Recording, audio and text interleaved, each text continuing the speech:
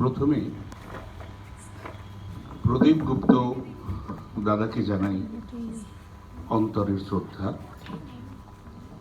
অন্তোদয় অনাথ আশ্রমের হয়ে তিনি যে কর্মকাণ্ড শুরু করেছেন সেটা দেখতে দেখতে মনটা ভরে গেল যে কত ছোট ছোট শিশুকে এই অনাথ আশ্রম আগামী দিনের পথ দেখাচ্ছে। শুধু লেখাপড়া নয়, তাদের স্বাবলম্বী করে দেবার প্রয়াস করছেন এই অন্তোদয় অনাথ আশ্রম। নামে অনাথ আশ্রম হলেও এরা এখানে পাচ্ছে মাতৃস্নেহ, পিতৃস্নেহ, অভিভাবকত্বের সমস্ত দায় দায়িত্ব পালন করে চলেছেন প্রতিষ্ঠাতা সম্পাদক বলরামবাবু, বলরামকরণ মশাই, এবং তার সঙ্গে প্রদীপ গুপ্ত মশাইরা রয়েছেন আরো অগণিত মানুষ। প্রত্যেককে আমার প্রণাম ও শ্রদ্ধা জানিয়ে আমি খুব সামান্য কিছু কবিতা বলার চেষ্টা করছি। নীলাদ্রি শেখর বসুর কথা উচ্চারিত হয়েছে। উনি গত শতাব্দীর 7 এবং 8 দশকের একজন কিংবদন্তি শিল্পী ছিলেন।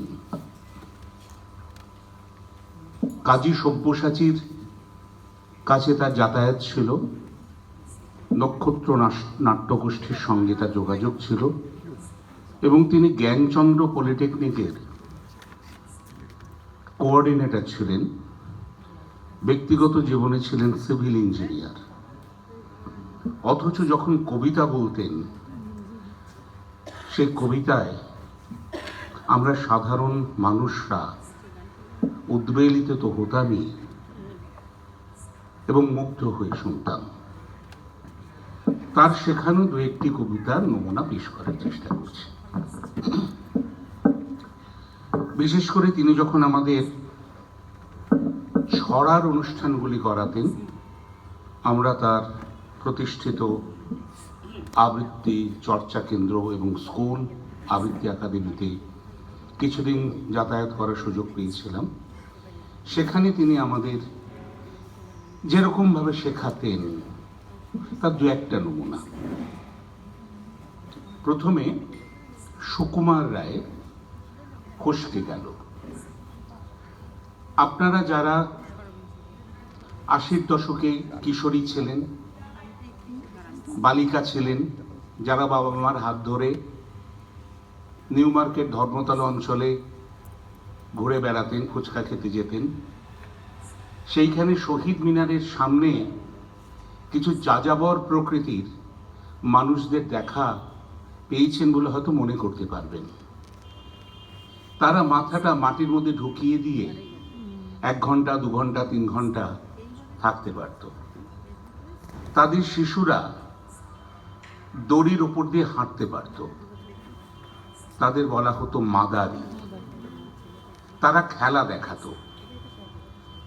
সেই জন্য তারা যে ডুগডুগি হয় না, শিবের হাতে ডমরু দেখি আমরা, সেটা ডুগডুগি বাজাতো। ডুক ডুক ডুক ডুক ডুক ডুক ডুক ডুক ডুক ডুক ডুক ডুক ডুক ডুক ডুক ডুক, এইভাবে। স্যার সুকুমার রায়ের ফসকে গেল কবিতায় এই বাদনটাকে নিয়ে এলেন। বাইরে থেকে তিনি কোনো মিউজিক অ্যাপ্লাই করলেন না। দেখ দেখ দেখ দেখ দেখ দেখ দেখ দেখ দেখ দেখ দেখ দেখ দেখ দেখ দেখ দেখ বাবাজি, দেখবি নাকি, দেখ রে খেলা, দেখ চালাকি, ফৌজের বাজি বেলকি ফাঁকি, পর পর পড়বি পাখি ধপ, লাপতে তাই তালটি ঢুকে, তাক করে যাইতে ধনুকে, ছাড়বো শটান ঊর্ধ্ব মুখে, হুস করে তোর লাগবে বুকে খপ। গুড় গুড়িয়ে হামা, খাপ পেতেছেন গোষ্ঠ মামা, এগিয়ে আছেন বাগিয়ে ধামা, এইবারে বাঞ্চিরিয়া নামা চট। ওইচা গেল ফসকে ভেসে, ওইচা গেল ফসকে ভেসে, এই মামা তুই খেপলি শেষে, ঘ্যাচ করে তোর পাঁজর ঘেসে, লাগলো কি বাঞ্চিটকে এসে ফট। একটা সাধারণ বাস্তবতাকে, বাজনাকে গলায় কি করে ধারণ করতে হয়, স্যার সেটা শিখিয়েছিলেন আমাদের। তার কাহিনীটা বলেছিলেন। এবার আপনাদের শোনাই ছেলে ভুলোনো ছড়ার খুব ছোট্ট একটা অংশ। মা ঠাকুমার কোলে আপনারা যখন ছোট্টবেলায় শুয়ে শুয়ে কান্নাকাটি করতেন, তখন আমার মনে আছে আমার ঠাকুমা, আমার বড় মা মানে বড় জেঠিমা এই ছড়াগুলি কখনো কখনো আমাদেরকে শোনাতেন। এবার স্যার সেটাকে একটা সমন্বিত করেছিলেন, বিভিন্ন জায়গা থেকে ছড়াগুলি সংগ্রহ করেছিলেন। সেটা অনেক বড় ছড়ার একটা স্ক্রিপ্ট। আমি তার থেকে 2-3 মিনিটের একটা অংশ আপনাদের সামনে পড়ছি। ছেলে ঘুমলো, পাড়া জুড়লো, বর্গি এলো দেশে, বুলবুলিতে ধান খেয়েছে, খাজনা দেব কিসে? ধান পুরলো, পান পুরলো, খাজনার উপায় কি? আর কটা দিন সবুর করো, রসুন বুনেছি। অন্নপূর্ণা দুধেশ্বর, কাল যাবে গো পরের ঘর, পরের বেটা মারলে চর, কাঁদতে কাঁদতে খুড়োর ঘর, এই খুড়ো তোর পায়ে পড়ি, রেখে আয় গো বাপের বাড়ি। এপার গঙ্গা ওপার গঙ্গা মত্তিখানি চর, তারই মধ্যে বসে আছে শিব সদাগর। শিব গেল শ্বশুর বাড়ি, বসতে দিল পিড়ে, জল পান করতে দিল শালি ধানের চিড়ে। আরে না না না, শালি ধানের চিড়ে নয় গো, পেন্নি ধানের খই, মোটা মোটা সবরি কলা, কাক মারি দই। তাল গাছ কাটুম, বসের বাটুম, গৌরী হেন ঝি, তোর কপালে বুড়ো বর, আমি করব কি? চোখাও গো মা বাপ, চোখাও গো খুড়ো, এমন বরে বিয়ে দিলে তামাক্ষে গো বুড়ো।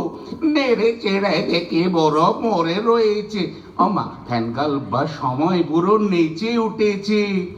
কোকামাদির সোনা, চার পুকুরের কোনা, শ্যাকরা ডেকে মোহর কেটে গড়িয়ে দেব দানা, তোমরা কেউ করো না মানা। ফিংফিঙেটি বাবুই হাটি, কোনখানে তোর বাসা? আমার জাদুর বিয়ে হবে, বউটি হবে খাসা। আজ খোকনের অধিবাস, কাল খোকনের বিয়ে, খোকন যাবে শ্বশুর বাড়ি টোপর মাথায় দিয়ে। শ্বশুর বাড়ির মেয়েগুলো নাইতে নেমেছে, ঝুনু ঝুনু চুলের গোছা ঝাড়তে গিয়েছে। দুদিকে দুই রুই কাতলা ভেসে উঠেছে। কে দেখেছে, কে দেখেছে? দাদা দেখেছে। দাদার হাতে কলম ছিল, ছুঁড়ে মেরেছে। ও দাদা বড্ড নেগেছে। দাদা ভাই চাল ভাজা খাই, দাদা ভাই চাল ভাজা খাই, নয় না মাছের মোড়ো। 1000 টাকার বউ এনেছি, খ্যাদা নাকের চুলো। খ্যাদা হোক বোঝা হোক, সব সইতে পারি। আরে ঝামটা কাটা মুখ নাড়াটা, এই জ্বালাতেই মরি বাবা, এই জ্বালাতেই মরি বাবা, এই জ্বালাতেই মরি।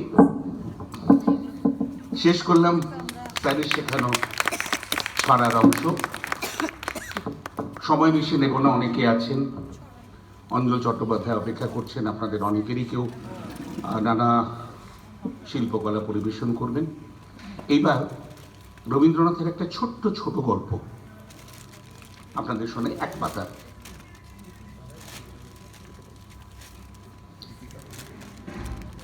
আমরা যারা কলকাতায় থাকি,